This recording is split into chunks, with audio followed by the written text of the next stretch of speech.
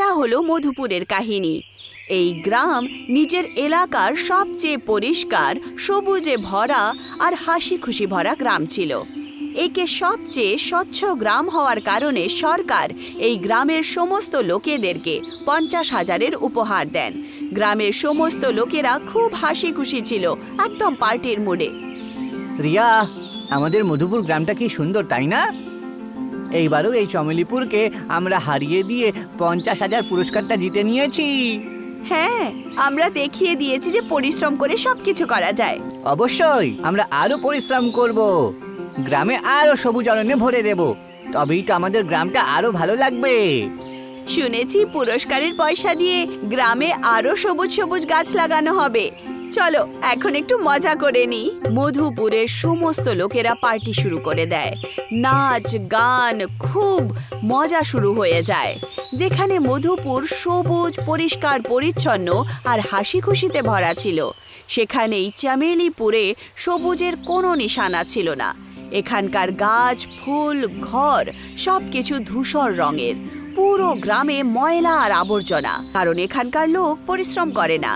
নিজের প্রধান চমচম চোরের জাদুর ভরসায় বসে থাকেন। চমচম চোরের সাথে গ্রামের সমস্ত লোক দেখা করে।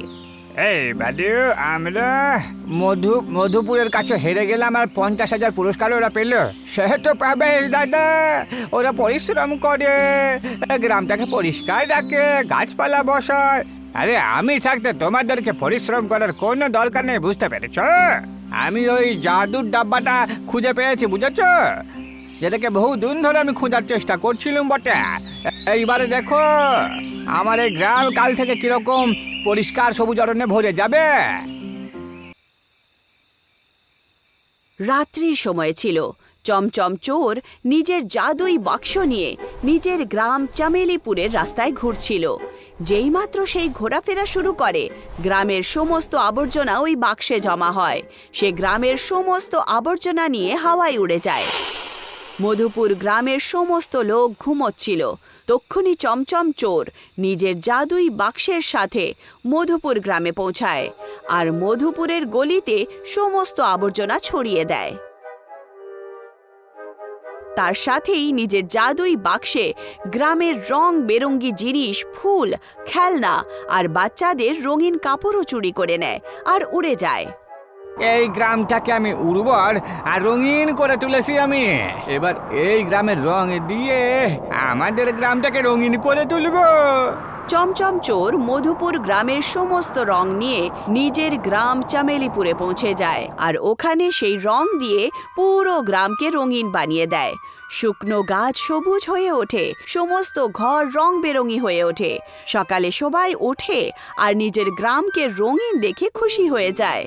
বাহ বাহ বাহ বাহ বাহ, এই তো দারুণ ব্যাপার দেখছি। হ্যাঁ, রাত্রের মধ্যেই চমৎকার হইলো কি করে গো? আরে এইসব আমাদের ওই চমচম চোরের জাদু, বুঝতে পেরেছো? ওই তো এক রাত্রের মধ্যে এসব করে দেখিয়ে দিয়েছে।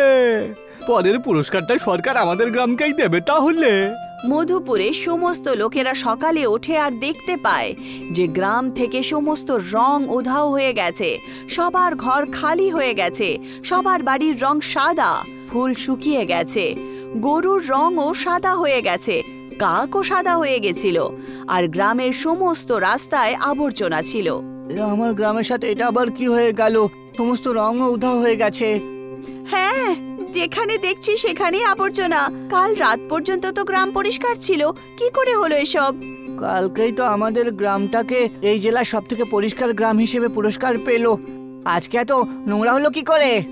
হতে পারে রাত্রিবেলা বাতাসের সাথে আবর্জনা উড়ে এসেছে। নোংরাগুলো তো ঠিক আছে, কিন্তু গ্রামের রংটা উধাও হয়ে গেল কি করে?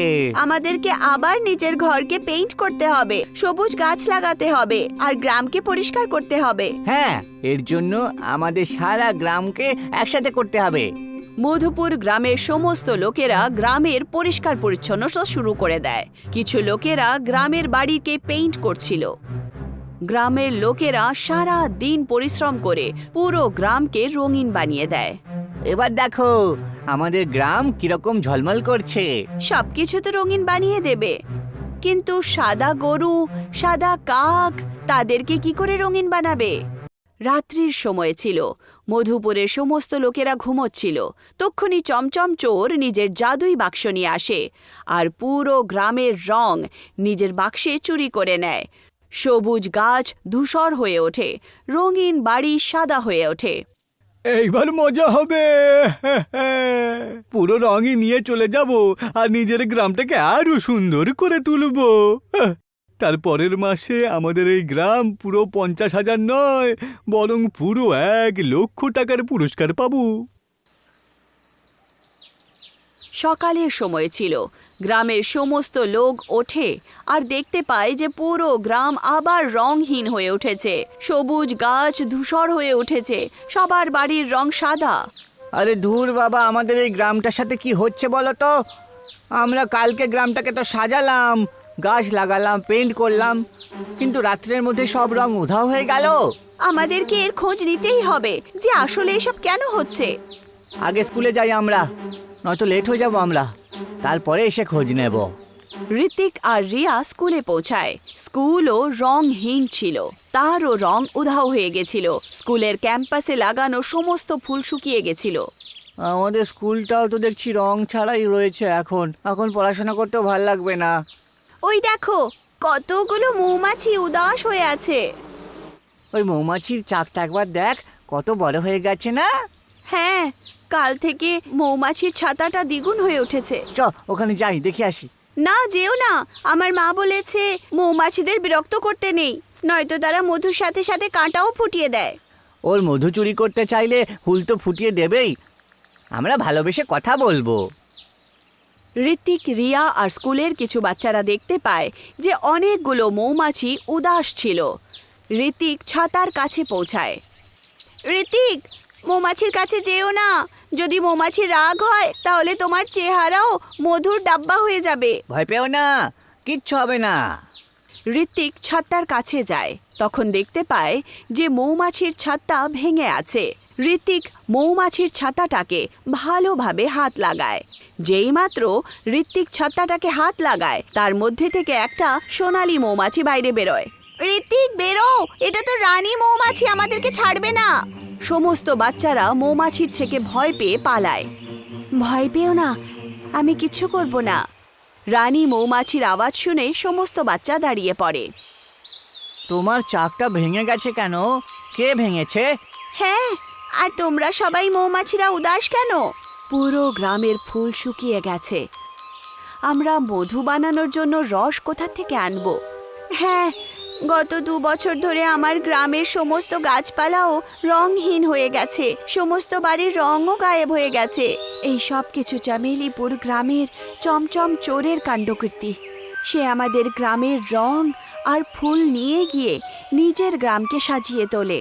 আচ্ছা, তাই তো কদিন ধরে দেখছি আমাদের এই গ্রাম মধুপুরের সমস্ত রং আর জিনিসপত্র উধাও হয়ে যাচ্ছে।